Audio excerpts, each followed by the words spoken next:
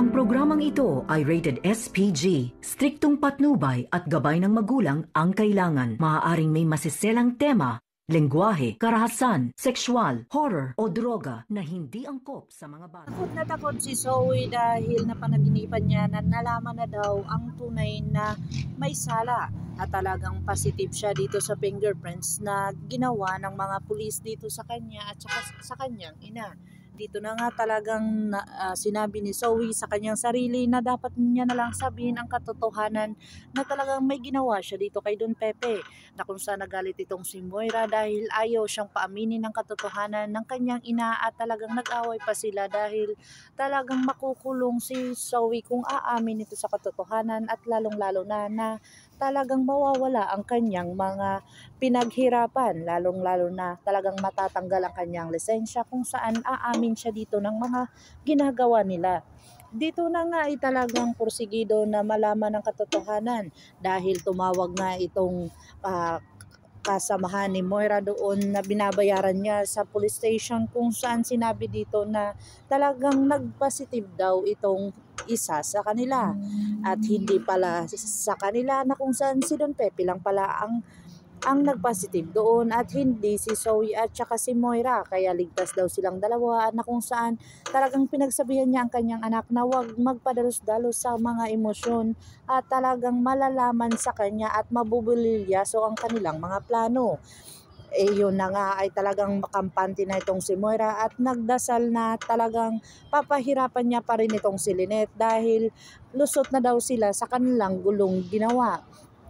Agad-agad naman itong si Lynette ay talagang nag-iisip naman ng masama kung saan may tumawag sa kanya saglit at talagang hindi ito nag-ingay. Dito na akala niya na isang taong sumusunod sa kanya ay talagang may balak itong mali sa kanya. Dito na nga niya hinampas itong isang tao na kung saan wala naman pala itong ginagawa sa kanya at napagkamalan niya lang itong magnanakaw na talagang may gagawin sa kanya dahil masama ang tingin nito. Nasaktan niya ang tao na kung saan nakita ng kanyang asawa na sinasaktan nito ni Lynette. Dito na talagang tumaas ang boses ng isang babae na asawa ng sinaktan ni Lynette kung saan lumabas itong si Dr. Carlos Benitez at sinabi niya dito na talagang pagpasensya na ang kanyang asawa dahil na-trauma ito sa mga pangyayari noong isang linggo dahil nilooban daw ang kanilang tahanan. Dito na nga naintindihan ng babae kung ano ang sitwasyon ni Lynette na kung saan nanghingi din ng dispensa itong si Annalyn sa nagawa ng kanyang ina. Dito na nga sinabi ni Annalyn na hindi na daw mauulit kung saan kakasuhan na daw siya ng babae kung mauulit pa ito. Dito na natahimik ang lahat at talagang porsigido ito na malaman ang buong katotohanan dahil si Giselle ay dismayado sila sa mga ginagawa ng mga pulis dahil sa walang positive doon kundi si Don Pepe lang ang nagkaroon ng positive doon sa fingerprint. Dito na nga ay talagang sinabi ni Giselle dahil sa may isang bagong ebidensya na talagang porsigido ito na malaman ang katotohanan.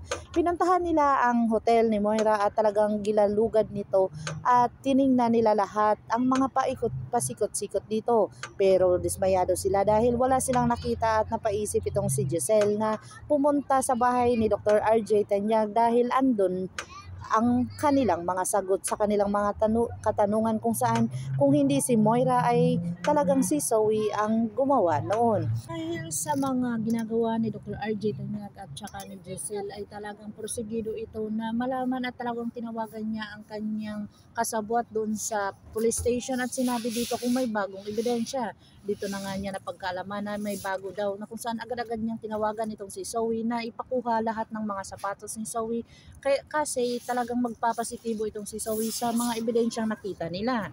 Bumungad nga agad kay Giselle itong box ng sapatos ni Zoe na kung saan nagpositibo talagang pareho ang talagang kanilang hinahanap.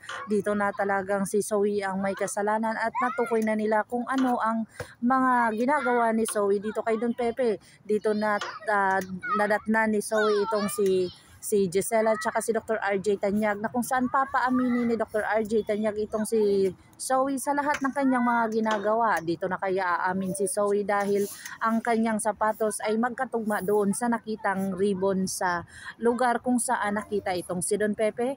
Pakakaabangan natin ang mga susunod pa na episode nito. Ngabot kamay na pangarap. If you like my story, please like, share, and subscribe para ma-update po kayo sa mga susunod pa. Yun lamang po at maraming salamat.